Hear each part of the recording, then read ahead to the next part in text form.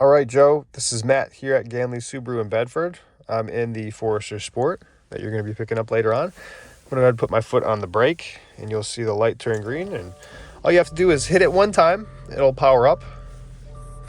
So we'll start over here on the left side. You can notice our light control is set to automatic, and then this internal wheel is your fog lights. So this would be off. This would be on. Now your fog lights and headlights both work together automatically, so they will turn on automatically and turn off automatically. And you'll know that by the two emblems that are lit up green, so they are active. So we have your headlights set. Coming over here to the left side of the panel, like I mentioned, you can control your power rear gate simply by holding that button, waiting for the beep, and now the gate is opened. We could do the same thing to close the gate, holding in the button, and it closes the gate. Super simple. Right next to your power rear gate is SRH off. Stands for the steering responsive headlights. So at any time that you turn your steering wheel left or right, the headlights will bend and light up a street, let's say if it didn't have street lights on it. So that is always on. If I shut it off, I'll push it, and you will see SRH off. So I'll keep this on. So SRH is on. Steering responsive headlights. To the right of steering responsive headlights, this is the memory option for your power gate. You could actually set a setting so it opens at a height that you want at all times. Otherwise, I would just keep it open full. To the right of that is your dimmer. So if we were to roll this down, you could actually dim your dash lights. You can't really see it right now because it's daylight, so it's normally meant to work at night, so you could dim your dash lights if they got too bright for you. So there's your dimmer. Over here is your traction control. You do want to keep that on. It is always on. The auto start stop, this is for the motor that will shut off at a red light. It always is on. The function's always on. But if you wanted to keep their motor running at all times, you would hit that.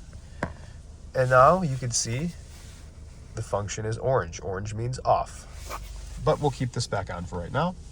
And then finally over here is your blind spot detection. You do want to keep that on as well. I don't know why they give you an option to shut it off, but the option to shut it off, it will say off. And then when it's on, as you've seen on the test drive, your LED blind spot lights will come in. Now, if you remember, a couple buttons over here, the info button is going to control this display up front. So as I hit info, it's going to cycle through different displays ahead of you. And that's just the info button. You cycle through that.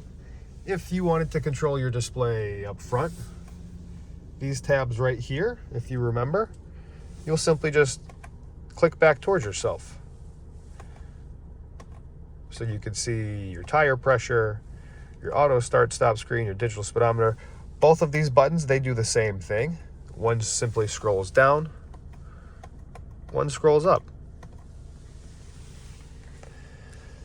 Now I can pair your phone up, and that's what these two buttons are for. I'll pair the phone up so you can make a call out and accept the call and end the call. Of course, you do have your volume. So you can turn your volume up, turn your volume down. Once you set your radio channels, you could use your arrows to cycle through your different channels. Lastly, source. Source is going to cycle through your media. So FM, AM, Sirius, and back to FM without even having to touch the screen. But of course you can tap the screen if you like. To the right side, if you remember, on the test drive is your cruise control. To activate it, you'll hit the top right button and then flick up to set your speed. And if you remember, these two buttons right here are for your distance. So you could decrease the distance or increase the distance. And you'll notice the little car, as I increase the distance, there's a white bar in front of the vehicle. for every white bar, it represents a 10-foot distance. So the furthest away is 40. You could be as close as 10. So these two buttons operate your distance. Again, you can see it's pushing yourself further. And then if you remember your lane keep assist, that's what's going to keep you centered in your lane. And you know that's active by seeing the little steering wheel right there. You do have two drive modes, sport and intelligent. You are always in intelligent. It's next to P for park. But you can put it in sport at any time, and it's just going to feel more peppy of a drive. Of course, you do have your wipers, a quick swipe up, just like that. But you do have 1, 2, 3 different speeds. Keep in mind, the dash lights are flashing because it's LED coming through the camera. I do want to highlight that. For your rear wiper, you'll take this tip and roll it up. There's your first speed. Solid line right there. It's a continuous speed. Now, if you wanted to rinse your front windshield, you'll pull the bar in towards yourself. If you wanted to rinse your rear windshield, you can see there's a little arrow there. That's signifying, so you could just roll it down to rinse the rear. Heating and cooling, very straightforward. We went over that. You can adjust your temperature, and that's going to show in the top left corner. You can see as I turn it right, it's going to turn the temperature up. If I turn it left, it'll turn it down. Your fan speed is in the middle. And then if you wanted to change where the air was blowing, you'll take this dial right here, and I'll zoom in so you can see as I turn the dial left or right, it's just adjusting where I want the air to blow. Down below here, we do have your heated seats, high and low. There's high, here's low. The X mode, this is like off-road mode. So if you wanted to go off-road, or if you were in deep snow, you would just turn it left or right, and then you would see X mode. Or if you just want to go back to normal drive, you'll just push it to stay into sport or intelligent. Down here, you have your electronic parking brake, which is like your e-brake, and then you will see it show park right there. Now, if you wanted to disengage your e-brake, you'll hold your foot on the brake and press that button down. AVH, this stands for auto vehicle hold. Now, what this means is you could come to a complete stop at a red light, you could take your feet off the brakes, and it's going to hold the car for you with the brake lights on as if you have your foot on the brake. So for example, if you go to an ATM, you could come up to the ATM, you could keep the car in drive, come to a complete stop, it will hold the vehicle for you as if you have your foot on the brakes. This is a fun feature to try out. It's a convenient feature. So you'll see AVH pop up there on the top right, just means that it's on. So when you do come to a complete stop, it will hold the car for you. I believe Honda does have this. I believe they call it brake hold, if you're familiar, because I know you have a couple Hondas. Some features up here. This is like our OnStar, like I mentioned, the Starlink that you have for 3 years. If you did get into an emergency, SOS. If you needed like your spare tire put on, you would hit the I. A couple buttons that are up here. This is the lane departure warning. So this is the actual beep that's going to beep, beep, beep, beep. Want to keep that on. And then to the right is the pre-collision braking.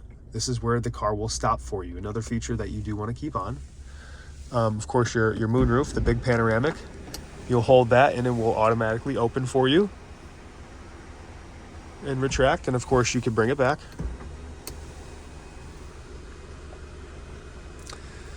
Basic stuff that I might have missed. Your hazard lights. Got your flashers. Your window controls. You have your lock, unlock. You can see if I wanted to adjust the left mirror, it's pointed left and then toggle like a joystick. If I wanted to adjust the right one, you'll spin it and then you could adjust that mirror. Now I like to center it so you can't adjust it, so it locks it. Then of course you have your windows, front and rear, and then your window lock. I'm trying to think if I missed anything. Of course, you could always come back and see me if you have any questions. Congratulations, and I hope that you love it.